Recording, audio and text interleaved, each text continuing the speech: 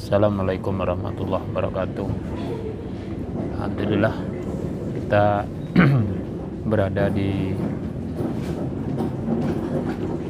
Bandara Supadio, Pontianak. Rencana pagi ini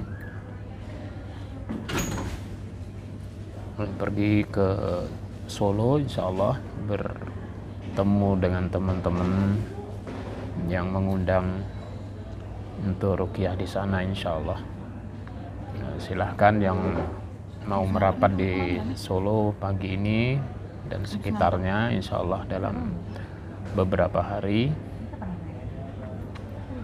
kita akan berada di Solo untuk membantu teman-teman kita yang di sana yang membutuhkan terapi ruqyah.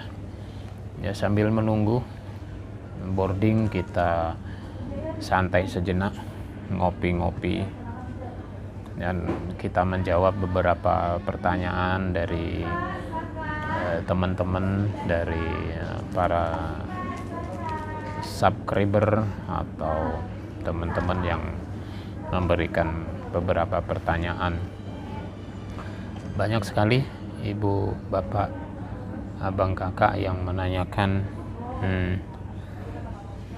atau mungkin juga menanyakan posisi atau ciri-ciri orang yang terganggu jin, orang yang terganggu dengan santet, atau mungkin gangguan dari jin nasab seperti apa. Banyak yang menanyakan itu ya. Saya coba bahas satu-satu yang sering dialami, khususnya untuk saya bahas yang khusus untuk perempuan ya. Bapak Ibu yang dirahmati Allah, untuk kasus tertentu ya, di khususnya perempuan atau wanita yang dewasa, utamanya adalah yang sudah berkeluarga, khususnya yang bersuami istri. Ya, ini berdasarkan pengalaman yang real yang sering kita temui di lapangan. Jadi banyak betul gangguan itu kepada keluarga yang sudah punya suami istri ya. Jika iman kita tidak kuat, jika kita tidak menjalankan syariat dengan sungguh-sungguh, menjalankan sholatnya, menjalankan perintah-perintah Allah, tentu ini akan memudahkan kelemahan kita itu terbaca oleh jin, sehingga dia bisa masuk ke dalam diri kita ya, karena dia seperti angin, masuk dari mana saja bisa ya. Biasanya saat-saat kita lengah dalam berzikir atau kita lupa dalam berdoa ya kan, dalam melakukan suatu aktivitas, atau ya saat-saat kita kondisi kita lagi melemah, sudah melemah, sakit, kemudian kita lupa berzikir, biasanya di situ dia mudah masuk ya. Nah, gangguan yang ada di ibu bapak di rumah tangga, yang khususnya ibu-ibu, banyak yang kita dapatin ya. Itu yang gangguan terbesar itu rata-rata di sakit pinggang atau di bagian rahim ya, bagian rahim, bagian lambung. Nah, ini kaitannya biasanya kalau di bagian lambung itu, pengalaman yang kami dapat itu tidak selalu sama ya, tapi yang sebagian besar kita garis bawahi, itu banyak yang ditimbulkan gangguan jin dari nasab, gangguan jin dari turunan kakek neneknya atau orang tuanya yang suka memakai jimat, memakai bahasa Malaysia tangkal, atau pakai sajen-sajen gitu ya, pakai suka ngukus katanya orang Jawa Barat begitu ya. Nah, itu banyak gangguan itu biasanya yang diserang khususnya untuk perempuan, ya kan, itu di bagian lambung itu sering. Jadi sudah misalnya berobat kemana-mana ya medis, tapi untuk terapi pengobatannya tidak sembuh-sembuh ya. Dan itu biasanya yang diganggu lambung itu kalau secara medisnya ya bisa tukak lambung, bisa makronis dan lain-lain. Nah itu bisa terjadi sakit medis seperti itu ya, itu juga gangguan bisa disebabkan ya, dia mengganggu organ kerja lambung sehingga kerja lambung tidak normal ya kan, dan itu menciptakan suatu sistem kerja yang tidak bagus dalam proses pencernaan sehingga muncullah penyakit medis. Tapi saat diobati tapi tidak sembuh-sembuh ya, berulang terus ya, bisa berbulan, bisa bertahun, bahkan sampai ada yang kurus betul karena sulit makan dan lain-lain ya. Yang di sini banyak kita dapatin, salah satunya mengganggu organ pencernaannya ya, supaya kita muncul sakit. Saat di ruqyah biasanya banyak alasan yang disampaikan oleh jin ya, tidak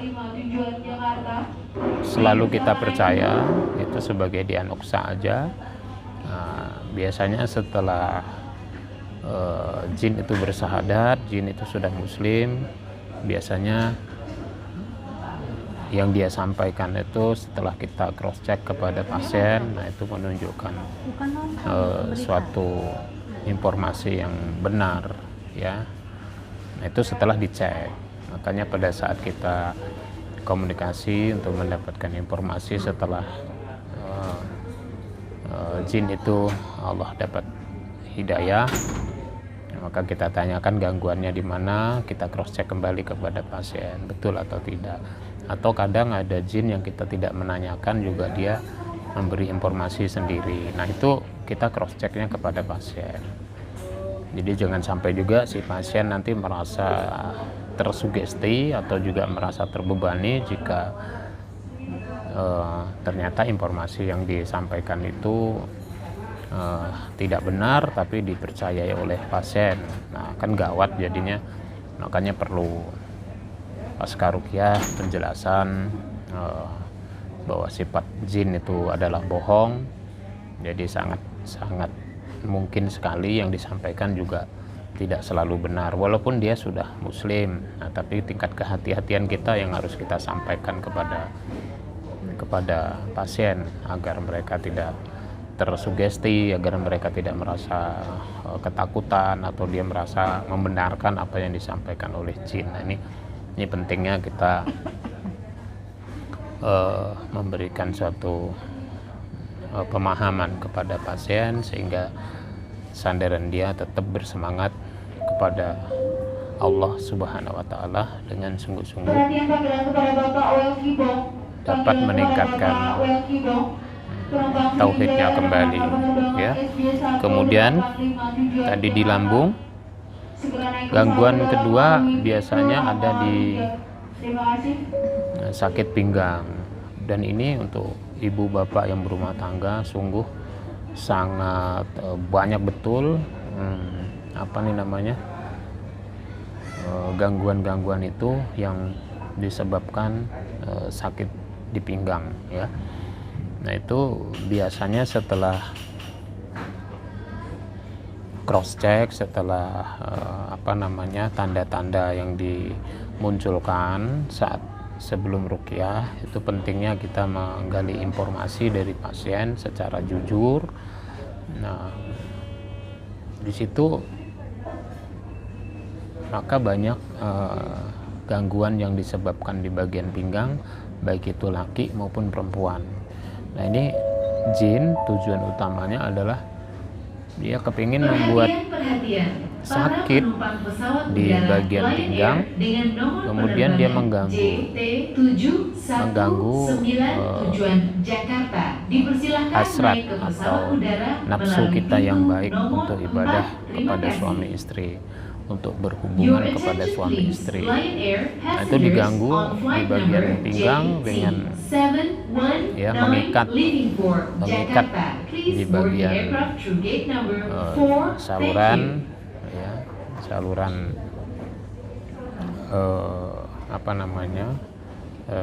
nafsu yang dibenarkan oleh Allah untuk kita beribadah kepada suami istri. Nah, tujuannya di situ diganggu. Pertama sakit, yang kedua supaya hubungan suami istri itu tidak harmonis. Dimulai dengan di tempat tidur. Ya, dibikinnya di situ. Ya, kalau misalnya gangguan itu ada pada istri di bagian pinggang, biasanya istri tidak bersemangat, kedua tidak punya selera, ya, ketiga dia bisa menolak, ya, banyak hal yang dimunculkan oleh sihir yang ditancapkan oleh jin untuk mengganggu keluarga yang baik-baik ini, untuk mengganggu keluarga-keluarga yang sah, yang diridhoi Allah insyaallah dalam konteks perkawinan yang secara agama Islam. Nah, itu tujuannya adalah untuk bertengkar, kemudian tujuan akhirnya untuk bercerai. Nah, ini paling banyak diganggu di bagian pinggang. Nah, apakah cukup sampai ke situ? Tidak juga, Bapak Ibu yang dirahmati Allah.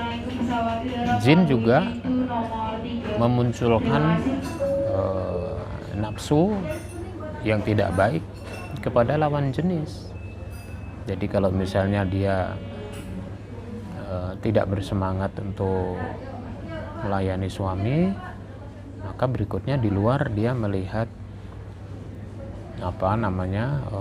melihat lawan jenis atau melihat suami orang atau mungkin laki-laki dewasa lain, dibikin hasratnya muncul, dibikin hasratnya timbul, jadi dimunculkan keinginan untuk berbuat maksiat, dan itu semangat dibikin biasanya dibikin menggebu.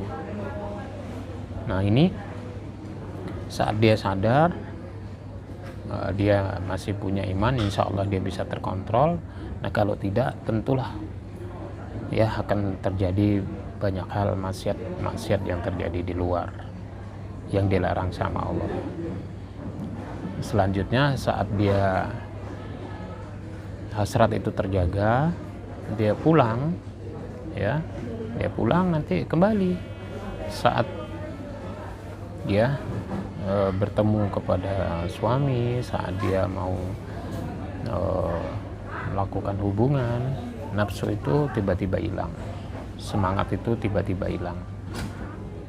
Nah, ini ibu bapak yang dirahmati Allah, itu salah satu gangguan yang ditimbulkan oleh jin kepada kita di bagian pinggang, ya, salah satunya baik itu untuk ke perempuan maupun untuk ke bapaknya laki-laki, itu dibikin hal yang sama, biasanya sama-sama dibikin juga sakit pinggang.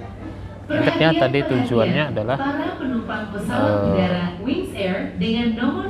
supaya rumah tangga ini tidak harmonis, supaya rumah tangga ini sering bertengkar, supaya hal-hal sepele menjadi amarah, kemudian tujuan akhirnya adalah terus digosok untuk mau bercerai. Nah, ini tujuannya ya, ini tujuannya jin untuk mendapatkan penghargaan dari iblis, dari bosnya, untuk mendapatkan mahkota. Dan kalau sudah dapat mahkota, jin itu istimewa ya, diberi penghargaan tinggi sama iblis, bukan hanya mahkota, dia juga ditambahin anak buah, ditambahin jin-jin yang ikut sama dia, sehingga akan mengeroyok lagi mangsa-mangsa yang baru, bisa numpuk di keluarga itu, bisa numpuk di badan orang yang sudah berhasil bercerai-berai nanti. Kemudian dia akan mengganggu lagi, seandainya terjadi pernikahan yang baru lagi, dia akan bikin hal yang sama, terus berulang. Nah, ini tujuan daripada dia bersemangat untuk mencerai-beraikan keluarga yang baik-baik. Ya, kalau yang tidak baik sudah nggak penting bagi dia, karena sudah bersahabat, nggak repot-repot dia untuk mengganggunya, ya sentil sedikit jadi, ibaratnya gitu. Lalu gangguan berikutnya setelah sakit pinggang itu, tujuan berikutnya adalah tidak bisa melaksanakan ibadah sholat dengan baik, sehingga dibisikin supaya ada rusoh, supaya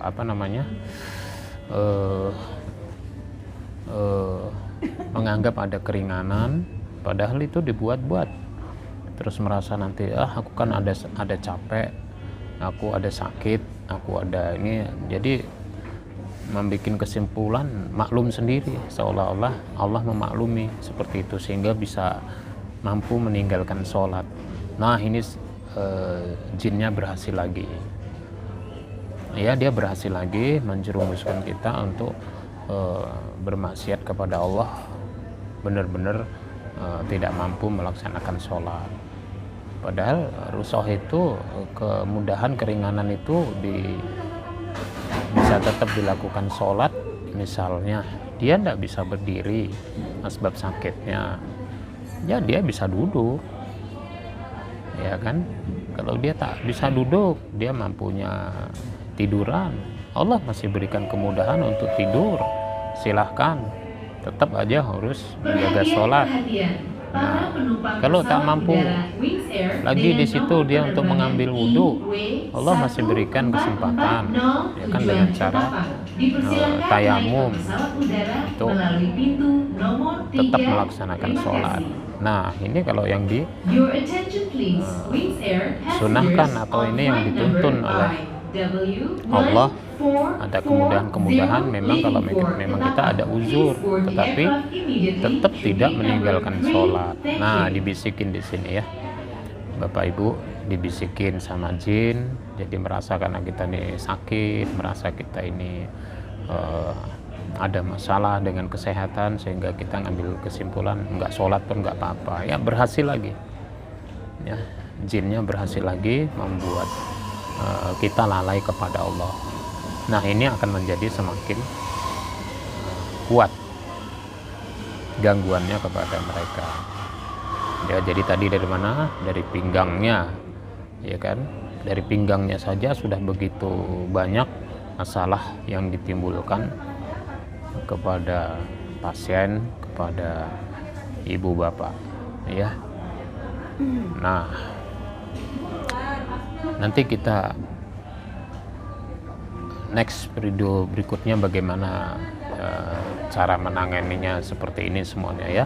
Nah, kali ini kita menceritakan tentang ciri-ciri gangguan kepada pasangan suami istri.